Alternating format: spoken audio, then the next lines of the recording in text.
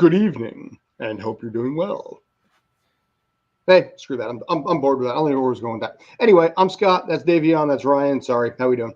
And welcome to Tales from the Film Set on Zingo TV, channel 249 and 250. Trust me, that was funnier in my head.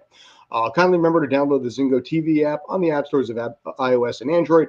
When you download, do me a favor, rate and leave a comment. Both apps are free.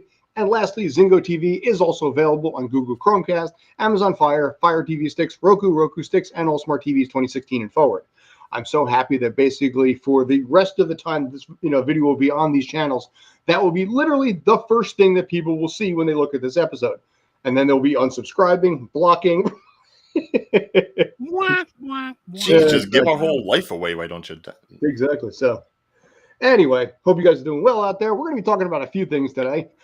We got Stranger Things Volume 2, I think is going to be on the horizon, maybe a little Ms. Marvel. I had a very curious quirk, and you know what? Maybe we'll start with that if you guys are cool with it. I had a situation last week where a social activist actually managed to shut down a film production that I was physically on. I can't, by definition, actually say what the production was. I can tell you guys privately. I can't really say where we were. Suffice it to say, it was not a suburban area, so leave that the way it is. But about 2 hours into filming outside this location, one person, by the way, who announced themselves as a social activist was going to straight up outright shut down the production that was filming there that day. It turns out in his particular case, and I'm curious to get your thoughts here, because of what's happening in the neighborhood that he's in and the city as a whole that he is in, the fact that film productions are not hiring local in this case when it comes to crew, even background, whatever it is, he was forcing the production to shut down. And he made, he was doing videos on the spot. He was sitting there, yelling at everybody, screaming, talking to everybody top to bottom, the directors, the celebs, everybody like that. And after about 40 minutes of this went by, production packed up and left. And I was a little surprised to see that this was going to happen. He got what he wanted that day. But I have some thoughts and some questions about whether or not this is actually going to be good for that location long term.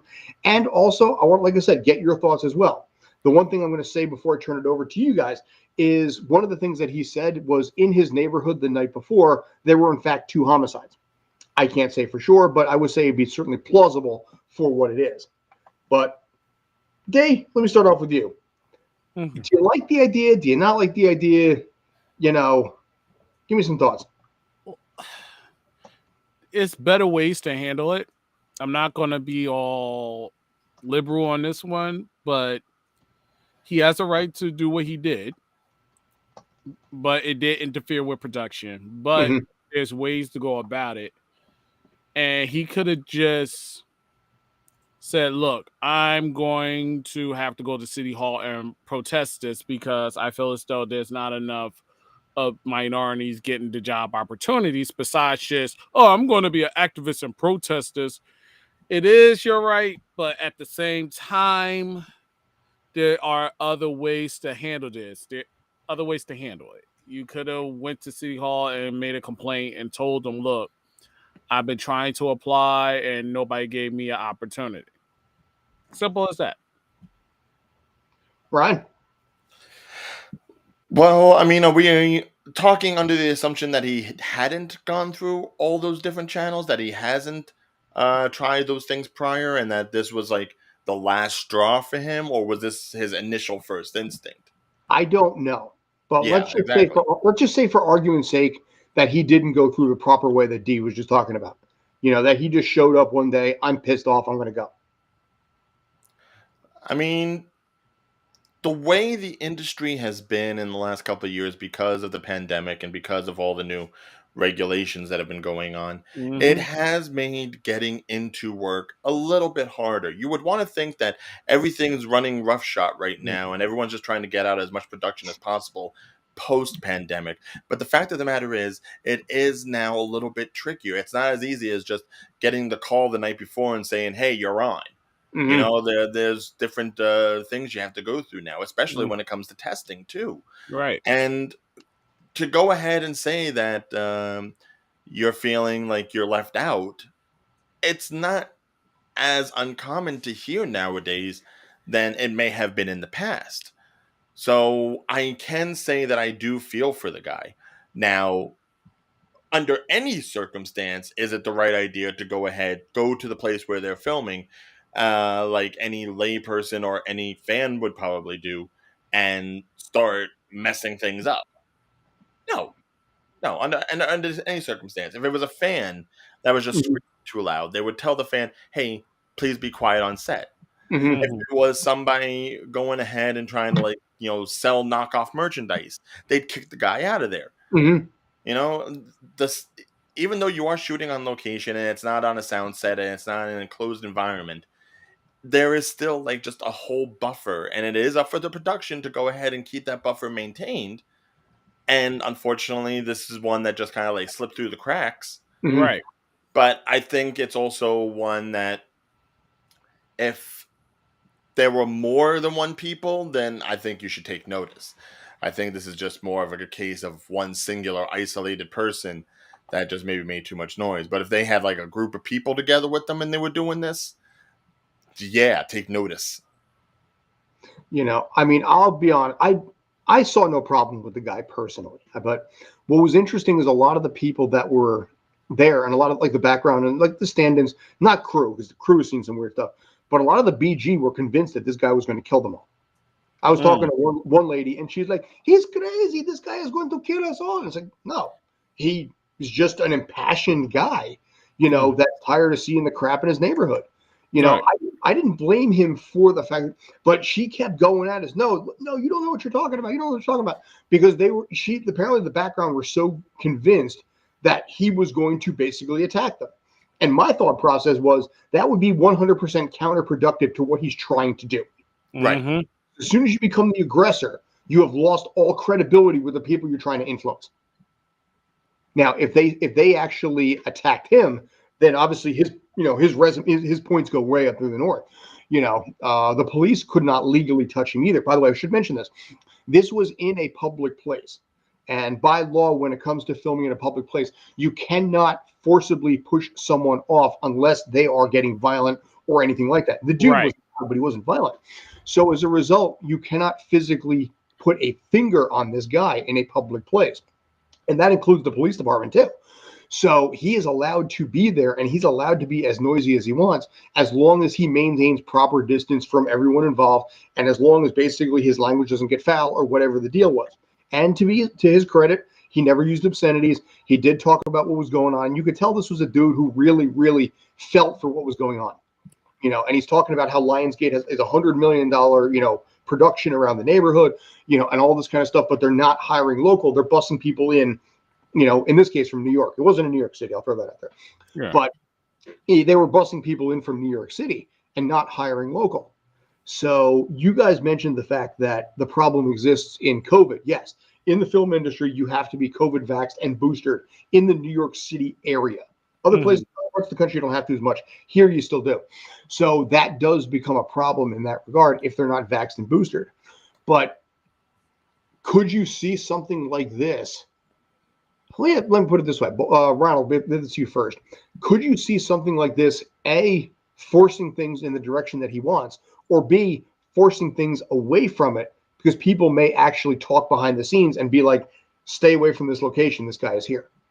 Again, it comes down to the problem of it being just one guy. Like if it was like a peaceful protest and he had a lot of people behind him, and it wasn't maybe just for this particular project, but if just projects in general in the area have been ignoring local talent for one reason or another, then yeah, absolutely take notice. But unfortunately, since it's just one guy doing his thing, it's going to be written off. People are just going to be like, oh, he's crazy.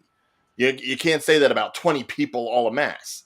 But if it's one person, then you can say whatever you want about him because you don't know him. No one else knows him. And, he, like you said, they thought he was going to come and kill them. I'm like, have we really gotten to this point where just because any random person happens to show up someplace, they're automatically gun-toting? It's not a good look. But, unfortunately, that's the problem with a single individual. A single individual by themselves, under their own power, can go ahead and do anything, good or bad, and you just don't know. So all they say and anything they do, you have to take with a grain of salt. Mm-hmm. All right. So, I mean, like I said, I guess we'll close out on this one question. Do you think I suspect that the film productions are probably having conversations behind the scenes and letting other ones know this happened here. It might happen to you, in which case that might hurt the location that this was being filmed in, possibly the town as a whole, because that's not the reputation the town itself wants, even, especially when they're getting paid like that. Right. I'm going to say this.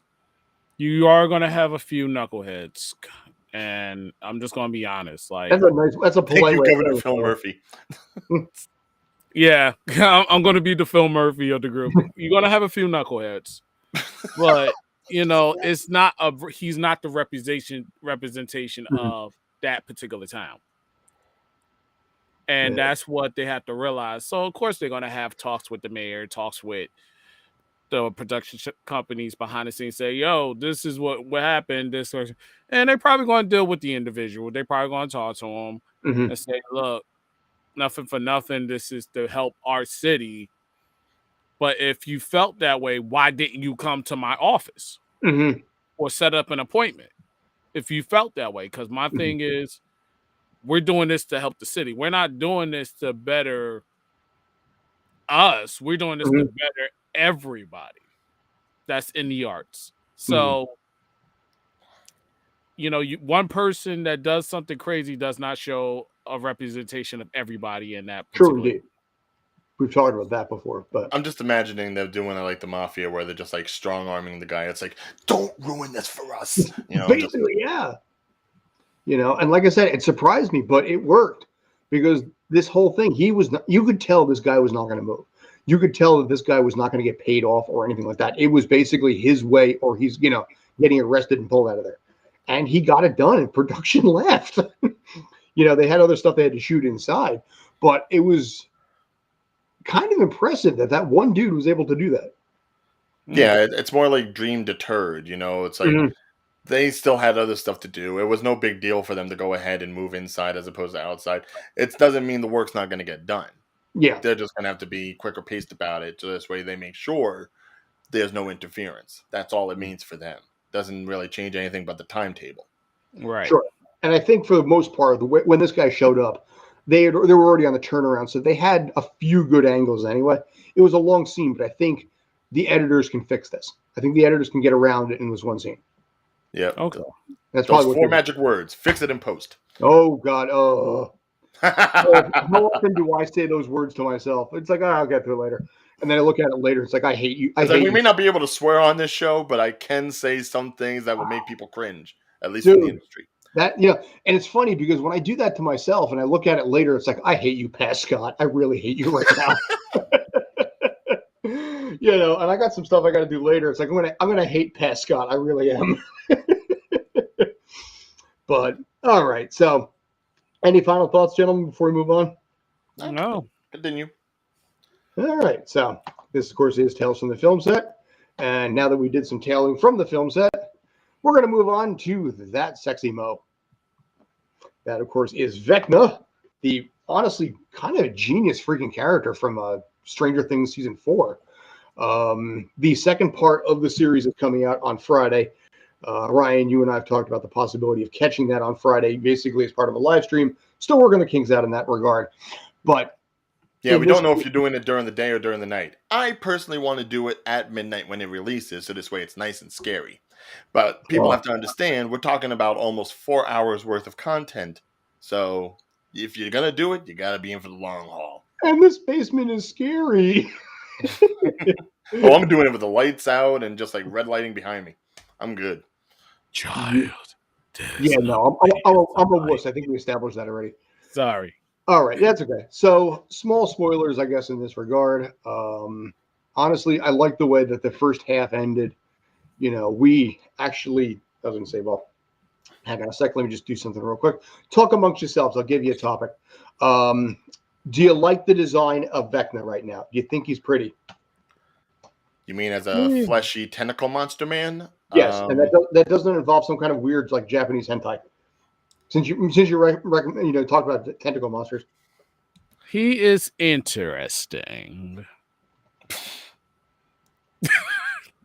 How else you want me Continue. to? I will have to say.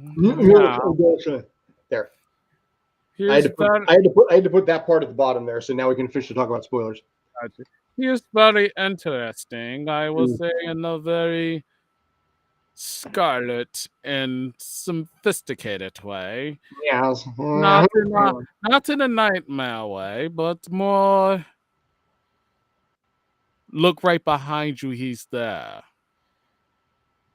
Well, see, fortunately, I have the camera, so I can see what's behind me.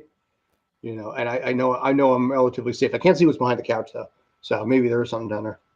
So that's what type of message I'm getting from why are you talking like the Germans are? I have no idea. Is he creepy monster man? Yeah, I'm about to say this show has Russians, not Germans. Yeah, exactly. Yeah. You're going to go like this, comrade. But short version is basically, and by the way, spoilers be coming. Vecna, as often as he is, actually is one. So he was the original child that was used for the research by the military CIA. So 11 was 11. This dude was 1. So it all centers around the flashback that happened in the distant past of 1979, 7 years before this current season's taking place. And I don't know. I kind of hope he lives through into season 5. I kind of don't want to see him die in season 4. Interesting. No, I kind of want to see him die. You do? Okay. Yeah, because the thing you have to understand is the Duffers originally saw this as a 4-season show. They're squeezing a 5th season out of it. So I don't know if that means they're going to have like a shortened season or if they're just going to use something to wrap up. Here's the thing. If you get rid of Vecna, there's still the entire Upside Down. That's an issue. It's been an issue for the past 3 seasons. So all the more reason that the 5th and final season should focus on that and not so much focus on whether or not Vecna is still around. That is true. It is a complete other world. I mean, they've only dealt with the Upside Down in Hawkins. They haven't dealt with the Upside Down in like scenic New Jersey where we are. Well, I mean, we don't know if it necessarily stretches out that far. I presume it's the entire planet. It could be. And this is just like the first like stopgap in the whole circuit of places where they could open up. But I think in order for there to be any kind of proper conclusion in the 5th season, you need to tie up some loose ends here in the 4th. And that means you have to tie up this loose end of 11's history. That's why they brought back Matthew Modine. That's why you're showing that this was the first one who's all power hungry and twisted. He got nerfed. He was caged like a dog by the Institute because they knew how messed up he was. And that needs to be put to bed. It can't be hindering on 11 and the facility forever. You have to go above and beyond. You don't say. Well, I mean, here's what I'm wondering in this case. If you may have something there, but my question is, do you think actually if they do tie this out, they're going to do a 5th season? They talked about doing spin-offs as well. Is it going to be something where they might have a time jump? Because now, my voice just cracked. These kids in real life have aged 6 years, but in the show, about 2.5. So do you end up having some kind of a time jump where you push it into the distant future of, say, 1990, which would be, I guess if I figured it out right, for the kids, their graduation day for when they graduate high school. Maybe you put your time jump it out a little bit and see what happens to finalize the season. I wouldn't be against a time jump and set them at graduation because, I mean, I have to believe that at some point, whatever is happening to them in real life has to be just as climactic as something happening with the Upside Down. You don't do this in your sophomore year and then just live on 2 years in high school like nothing happened.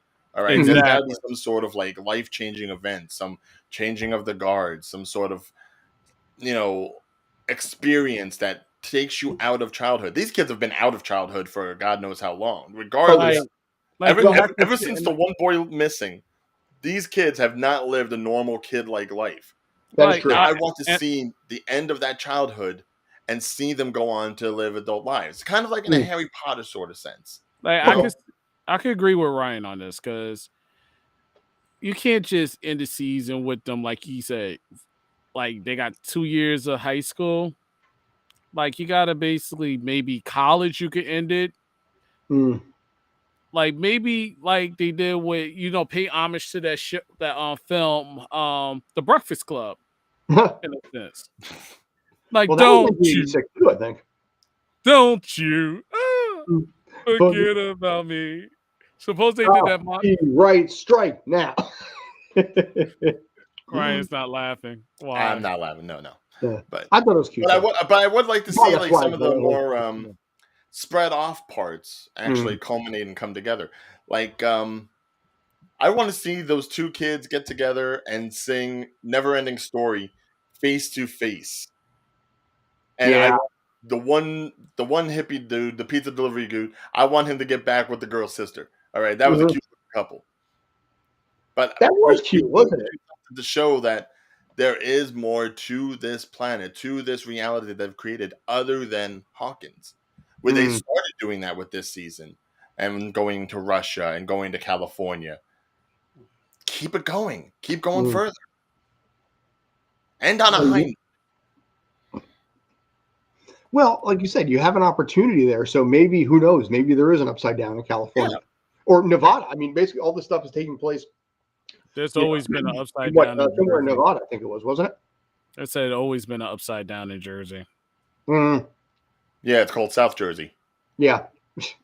Not Central. That's not a thing. That's like limbo. Yeah. The Jersey Devil, he just came through a hole himself, That is true. Have you ever heard about the story of the Jersey Devil? That's enough times. Well, see that, it's funny. Oh, y'all got scared. Sorry, guys. Dude, we got a hockey team that's named after that. Which a lot of the rest of the country is like, why would you name it after a satanic thing? It's like, nope, it's not Satan. We didn't say the Jersey Devil. We said the new Jersey Devils. Exactly. See the difference? I can't even believe that. But it's funny. I mean, what else were we going to call ourselves, really? The Nets New were Jersey called Mobsters. Swamp Dragons. The Nets were almost called that. The Springsteens. Like, what? That could work. The Bon Jovis versus the Springsteens.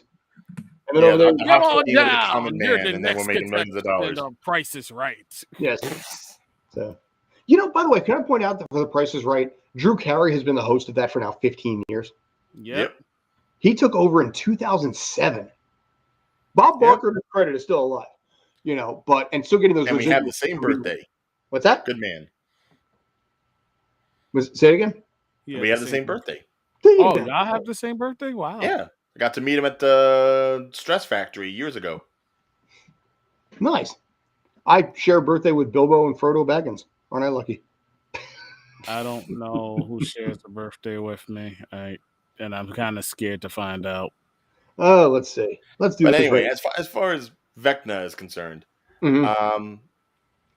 since I really didn't say much about his look or anything, it is an interesting look because you can definitely see certain horror elements that he was inspired by. Obviously, with the one extra long hand, there's a Freddy Krueger-ness to him, invading the minds of people. There's definitely a Resident Evil sort of look to him, like Nemesis, with the all flesh sort of appeal to him. And yet there's also a psycho killer sort of feel. Jessica said. He's not crazy, zany, or angry. He's very calm, cool, collected, almost intimidating in that sense, because he doesn't really have to say or do much. Whatever he does, it just works. Even when he's being lifted up by all those tentacles, looking like a Spider-Man, or hentai. I was a Doc Ock who worked here. Yeah, there's just something almost. I don't want to say satanic, but certainly something cultish Mhm. or of that nature. Like he's almost got like a Manson sort of feel to him. It's hard to believe it's been a month since actually this season came out. Mm. Damn, But time it's flies. nice that they have actually gone ahead and added like a human form, because otherwise the villains that we've gotten have either been, gangly Tom Jones looking Doug Jones, not Tom Jones, Doug Jones, looking CGI monsters, or essentially a walking, crawling pile of smoke, which is something from Lost. And what's nice about this one, unlike other previous seasons, is this one is physically smaller than the rest. I mean, you look at the Demogorgon, you look at, whatever,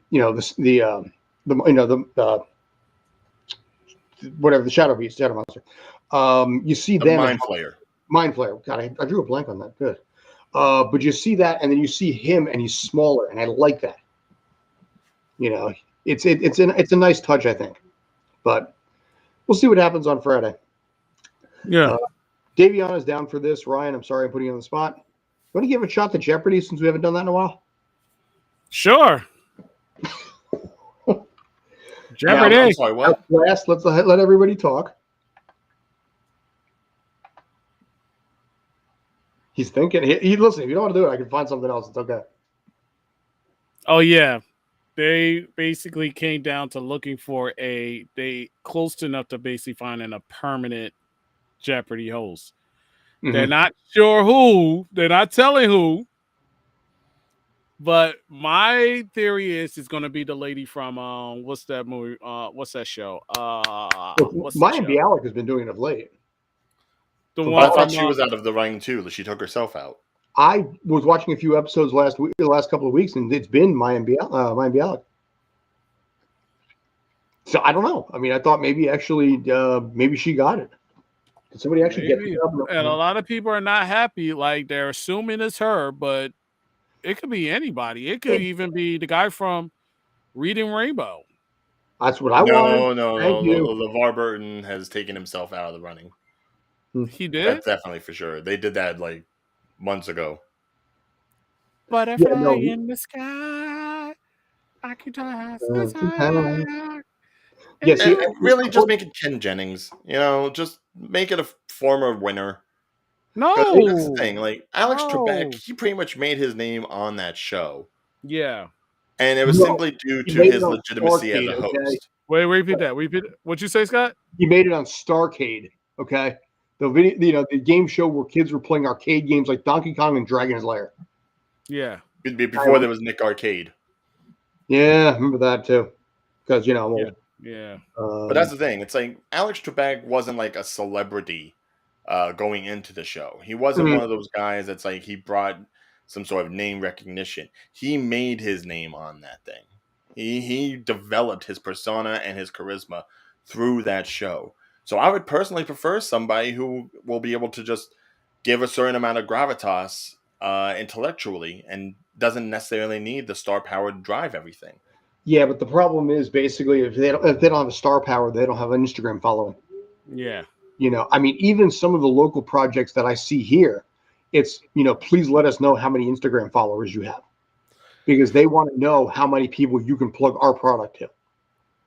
But their main audience doesn't even know what Instagram is. It doesn't matter, dude. It's one of those things that you can attract a brand new audience. They still think Facebook is too modern. Dude, you know what? Let's just take this as an idea here, just as a random thing.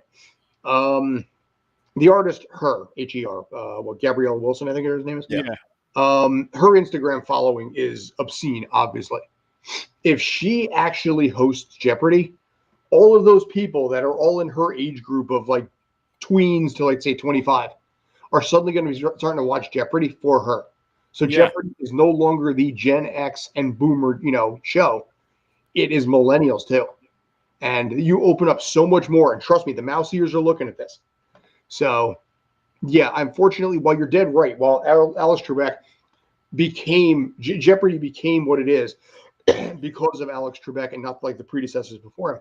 But I think if Alex Trebek were competing today, he wouldn't win because he doesn't have the social following. He's right. He's It right. sucks. It sucks, but it is. He's right. Because think of it, the reason why Alex Trebek was who he was because he was a household name. Mm-hmm. If it's now with the Gen Zs and the millennials and Millennials.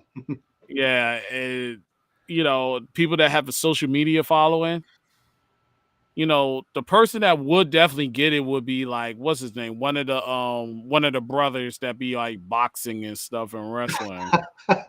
Jake or Logan Paul. One of them has a fight Yeah. coming up, I think in August. Like picture them running a Jeopardy show. See, here's the one thing. I can agree with what you're saying, but here's the one caveat to that. In order for people to go ahead and bring all those eyes to that show, they have to watch it on ABC. How many Gen Z millennials do you know still have terrestrial television, let alone cable? It's on Hulu. It's on Hulu. Exactly. It's on Hulu. It's next day. People aren't sitting around 7 o'clock in the evening from Monday through Friday to watch it unless they are people that have nowhere to go. Otherwise, senior citizens. But what about YouTube TV and things like that? YouTube TV. Is YouTube TV still a thing? I mean, they just finished up the YouTube Originals program. YouTube sends me messages like, "Do you want to sign up?" No. YouTube TV still a thing. Dude, exactly. Not only that, and it comes on at a certain time. Like it is a time frame where it's like 7 o'clock p.m. It's not like you're. Mind you, I jokingly make this point, knowing that the time we went on today is the same time that there's Jeopardy. Right. We are essentially competing with that. By now, we're into Wheel of Fortune time, but still. Well, see, that's another one too. I mean, Pat Sajak's been doing that for so long himself. You're right. Vanna White, I mean, she still got it, but But see, Pat Sajak. Here's the thing: nobody remembers when Pat Sajak walked away for a while and did his own show. And I forget his name, but there was a guy. The guy who was the place kicker for the San Diego Chargers. It's killing me right now. He actually took over for Pat Sajak for like 6 months, and their ratings just plummeted. Right, because chances are the guy had some sort of star appeal, but he probably wasn't good on the show. He was a little rough. Yeah. Now, if you had gotten somebody like, I mean, who's another big name in game show broadcasting, other than Chuck Woolery, because Chuck Woolery. Howie Mandel. I was gonna say Alan. If you want to go back far enough, Alan Ludden. I think he was married to Betty White for all those years. Or Howie Mandel. Howie Mandel. Howie Mandel would work for what? Crud, Deal or No Deal. Right. You see the game shows they have now. It's like you've got Steve Harvey doing Family Feud. You've got that dude's been doing almost Alec Baldwin hosting Wayne Brady. Match Game. Wayne Brady has Let's Make a Deal, doesn't he? Yeah. Jamie Foxx has Beat Shazam. I don't know. I think the first time I've seen a game show on television that had a host that I did not recognize, it's that new one that's coming out this summer with people with those huge stacks of things, and you have to pull it. It looked like a giant Jenga thing, and they have to not have the tower fall. I don't know who's hosting that. It's some lady. I've never seen it before in my life. Tracy McGrady from the Magic. It was some show he had on. Tracy McGrady did something? Not Tracy McGrady, the basketball player, the Orlando Magic player. You got him. You got Penny Hardaway, possibly. Shaq. Well, why isn't I'm surprised Shaq's not hosting a game show at this point. The way he talks, the game would go on for an hour, and it's only supposed to be 20 minutes. Wait. I should talk. I can't talk about Shaq. I can't because he'll see this and he'll say something. Here's the rules of the game. See, you can say 25 minutes later. Okay, now we're going to round one. It's like it would take too damn long. And Jason to tell us, here's Charles Barkley. Oh, that's terrible. That's terrible. That was a terrible spin. That was a terrible spin. I'm just going to let you know it's a terrible. I could be Barkley. I could be him. Yeah. Oh God. I mean, yeah. This is why this is the film and TV show and not the sports show. Oh God, we actually funny we never even talked about that. We could talk about that too. When the Equalizer is done, I could definitely see Queen Latifah do it. I think she would actually probably be really good too. Wheel of Fortune. Either or, yeah. You know what? Let's say Wheel of Fortune, or if they do yet another pyramid, or what was the one that Leslie Jones did? Supermarket sweep. Oh God, that was tough. That was tough. I hated that. Hey, listen, I remember the original one with that weird little dwarfy guy, that weird little 5 foot tall dude. The one with the sweater vest all the time. The one with the sweater vest, yeah, that dude. I always watched that show like it was a religion. Like that, like every time I stayed home from school, that was the show I watched. It was a unique concept, yes, but now no one likes going to the supermarket. That's why, yeah. Well, it depends. Well, 4th of July coming, so you're gonna have people running and trying to grab all the meat. No, but that's why we got shows like Wipeout or Holy Moly. We prefer seeing people injured or getting thrown into water. Truth be told, I hated Holy Moly. I could not get. There was also, wasn't there The Floor is Lava on Netflix? Yeah, it's on Netflix. Yes, that's on Netflix, right? Yeah, see, that's. But I love Holy Moly. Oh man, Rob Riggle and Joe Tessitore, like that is a duo that I never thought would work. Now I want them to host everything that ABC has. I want them to work the Olympics if they can. Different network, that's NBC. Then that means a big pie out. Just pay the man, rent him for a few weeks. Well, I was going to say who would be able to basically do it. Who could do the Olympics from like NBC side? Well, I was going to say Howie Mandel. He's tied to NBC, I think, right now. Yeah. I don't know. What's Deborah Missing doing with NBC these days? Oh, The Rock. Or John. Yeah, Spartan Games, wasn't it? Yeah. He had American Like, did he do American Gladiators? No. He did something that was like American Gladiators. Can I just say, for the record, as somebody who was raised on the original U.S. American Gladiators, the British one is undoubtedly better. I never saw the British one. Dude, it's on YouTube. Check it out. The energy is there. It's funny. In the U.S. one, you can actually see like cardboard cutout of fans there in attendance. In that one there, they packed the stadium with like 25,000 large. They got Queen music going. They got basically like Scorpions rock you like a hurricane. They had so much energy in British Gladiators that I'm like, oh my God, this is so far and away better than what we had in the States. Well, the United Kingdom in general, it's all soccer hooligans. You get those guys, you put them up against something where there's going to be violence. Yeah, it's going to make money. I was at the Union NYCFC game the other day. One of the trainers got a suspension and can't play in the next game because the trainer for the Union got into a shoving match with a New York City player. Nice. The athletic trainer who was tending to one of his players on the ground got into a shoving match with the opposing team. This is soccer, by the way, a sport that, no joke, once was nominated for a Nobel Peace Prize. And if I heard correctly, we're supposed to be getting the World Cup here in a few years. We did, 2026. Yeah. So. Actually, so get used to the fact it's going to be crowded as hell here because MetLife Stadium is going to be loaded with it. Yeah. They're not building a whole new stadium or something for it? They're bouncing it around. So they got it here. They've got LA, Dallas, Philadelphia, a few places. So they're hitting it in certain spots depending on basically who's playing where. But the big game is happening at MetLife. Yeah. Yeah. I'm gonna be selling t-shirts. Wait. Can I say one thing, guys? Please. Jersey is no longer the gutter state of all the states now. According to soccer, it's basically being played in New York. Oh my God, not the WWE thing again. Oh yeah, dude, it's still the way it's going. I forget that I just said that. We are a state. We are not a borough of New York. Or Pennsylvania. If you head down to South Jersey, it's a borough of Philadelphia. But yeah, no, it's going to be interesting because I remember a few years ago when we were talking sports on this side, whatever. But I remember when the Super Bowl was at East Rutherford, they had this whole long-winded thing. I think it was Rob Riggle. And it was this whole long thing about, the city of New York, Empire State Building, this. And then the governor of New Jersey was like, dude, it's in New Jersey. That's like part of the Fox segment to remind people, oh, yeah, we still exist. You actually play sports here. He's right. Because Yeah. it's like you're in Jersey. You ain't crossed the bridge. You Yeah. ain't crossed the pond, okay? There is a difference in smell, I promise you. Dude, I've actually There is. I agree. There is. I have to agree.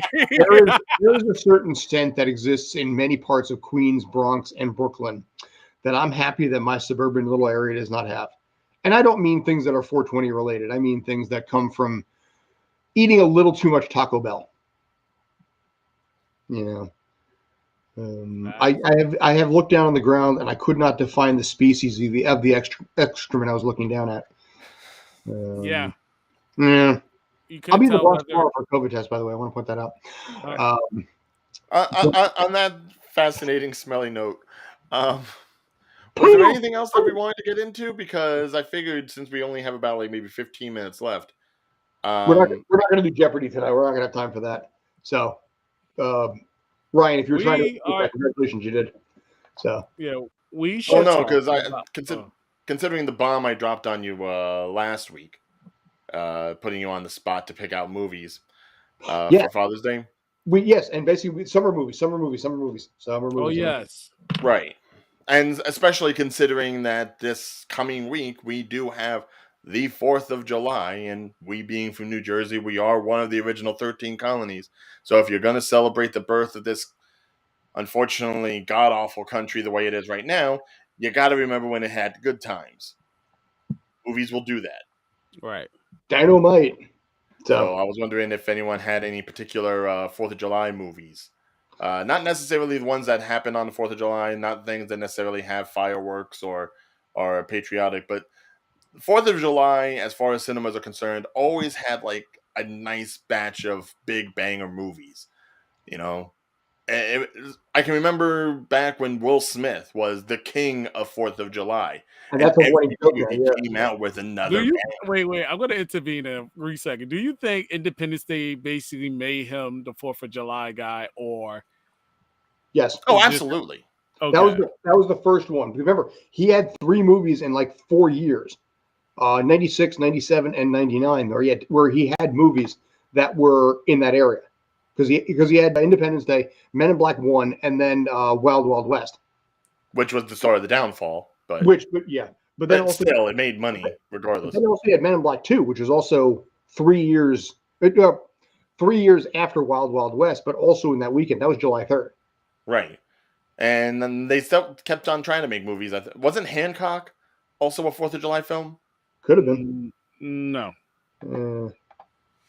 Okay. So here's the listings of all the 4th of July films, ladies and gentlemen.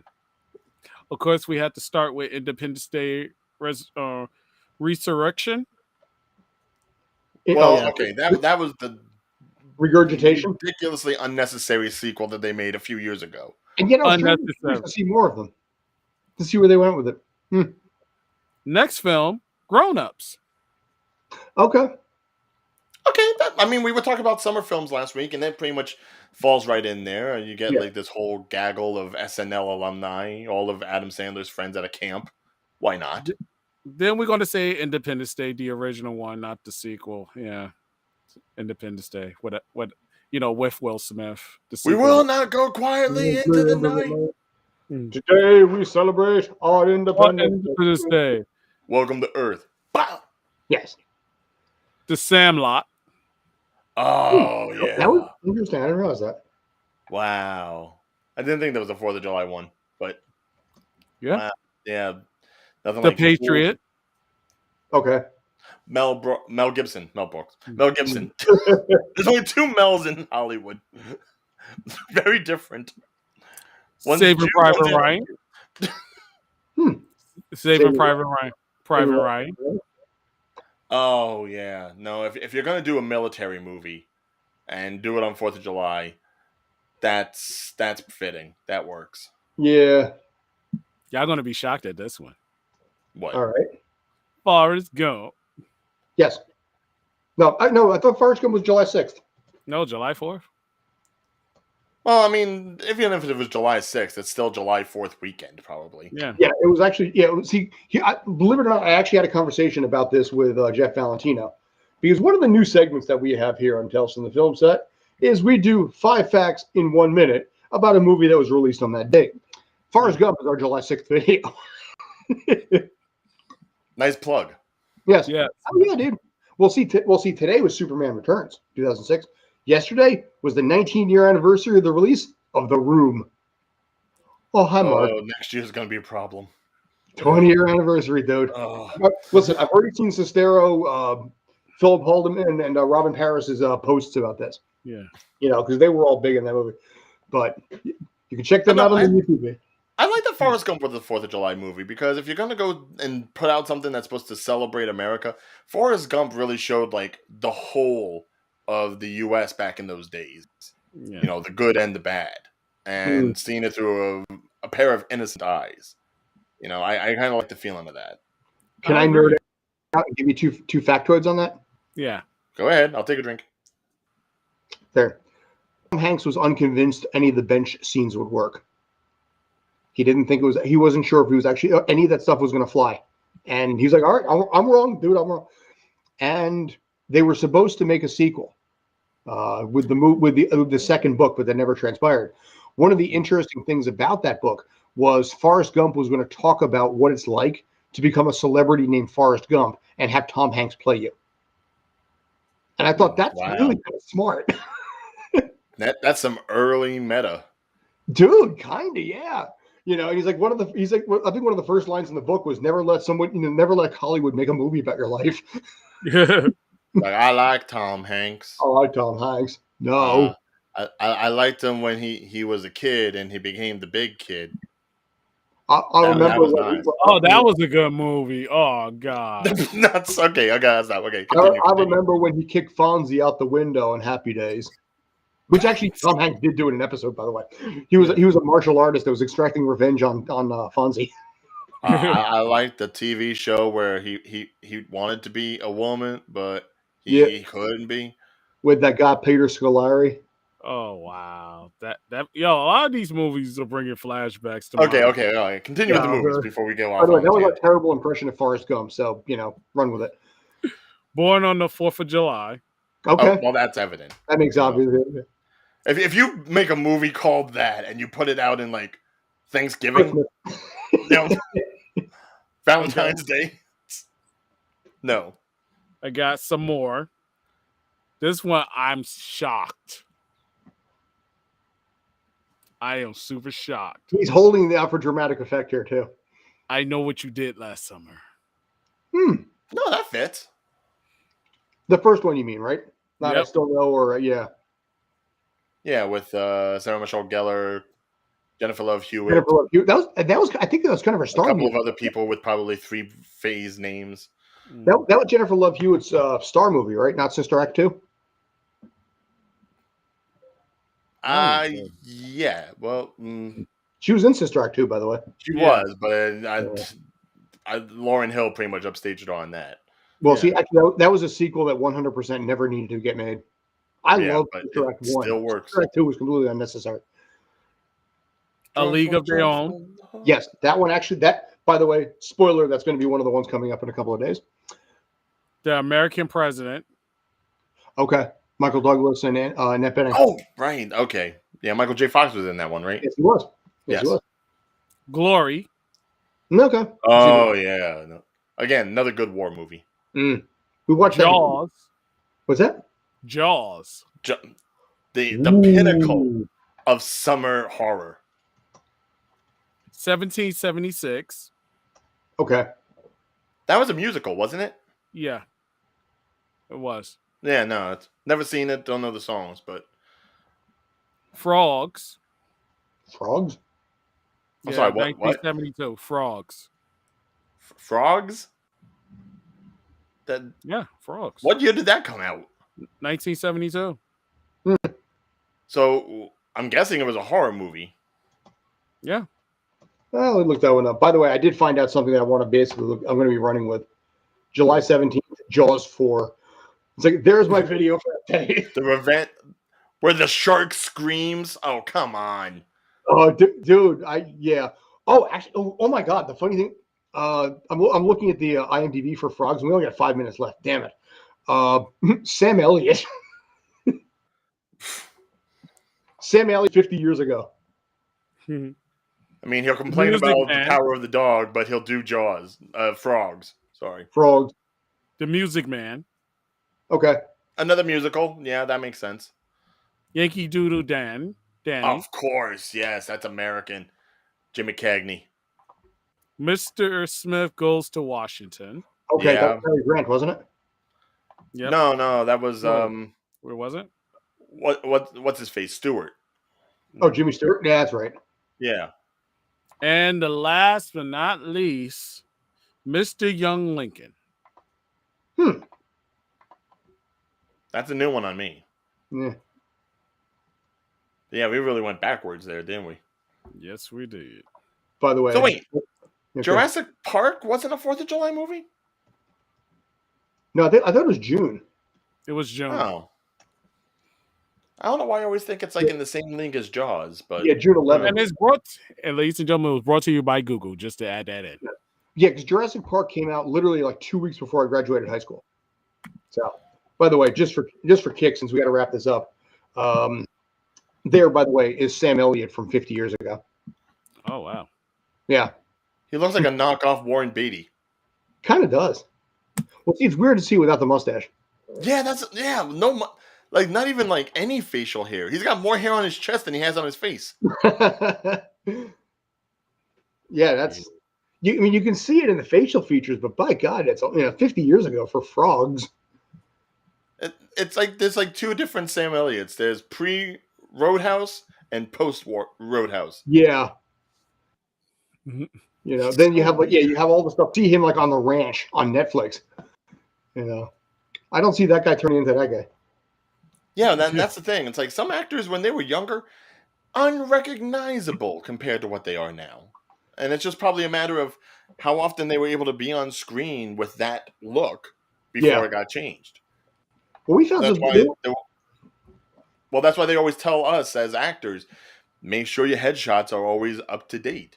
Because if you have a particular look, if you have a particular style, you want to be able to showcase that in that instant. Exactly. So even something like this, even if I decided to rock this mustache for like another 2 months, once the Top Gun Maverick fever, which now is $1 billion movie, decides to fade away, I'm going to have to take new headshots just with this. Mm-hmm. Well, Mr. Robert Leckington, by the way, does do headshots. Just want to point that out. Oh. So, just figured to mention. So Fair. I mean, I did a photo shoot for him, so might as well. All right, there you go. Turn about it. All right, so it's time to pay back, Rob. We got to wrap this up at this point. It is now 7:53. But I actually would like to continue doing the summer movie stuff. You had some ones. I'll be honest. I was really, really excited to see like the next one you were going to toss out there. Granted, frogs was not probably ever going to be on the list of things. Yeah, I did not expect frogs, no. Yeah. But you know what? I dig that. I really do. So something to consider. Yeah. Tomorrow night, those two gentlemen, alongside our new friend Ms. Hodge, will be doing Ms. Marvel episode 4 or 5. 4. 4. Okay. So officially on the second half. Crossing overseas now. What's that? We're crossing overseas. We're going back to the homeland for Kamala and family, and we're going to get a history lesson. Spoilers. But so they're officially in the back half of that. That will be at 5 p.m. Eastern here on Tales from the Film Set on YouTube and also on the Twitch side of things as well. So if you're interested, watch along with them, pick their brain, ask their questions, and if needs be, critique whatever makes you happy. They will be happy to respond. Put you guys in. Definitely. So, but that's Ryan. I mean, Ryan's going to be running point on that as he has been doing a fabulous job on it. And by God, do I love the fact I don't have to deal with it. Dude, you have no idea how nice it is to just be like, I'm going to set up a link tonight and just let you guys roll. I love what you've been doing. I love how you've been running with it, and it takes so much less, so much more pressure off me. So this is his polite way of saying peace. Once in a while, as I'm adding more things onto my schedule, which I question if I should do, I do like the fact, like I said, you guys have been handling that thing, and you guys have been phenomenal with it. I saw the viewership numbers. I don't know if you have. Take a look at them. But I'm excited for you guys. I'm happy for you guys, and honestly, I'm happy for the channel as well. So, well, that's how Ebony and Ivory work. Yeah. Hey, why I gotta be ivory, man? Well, maybe. Yeah. Well, living in. Why? Because you're just so shiny. But ebony, ivory, and I don't even know what you classify me as. Ebony, ivory, translucent. And there Oh, you go. wow. Have a good night, guys. Take care. You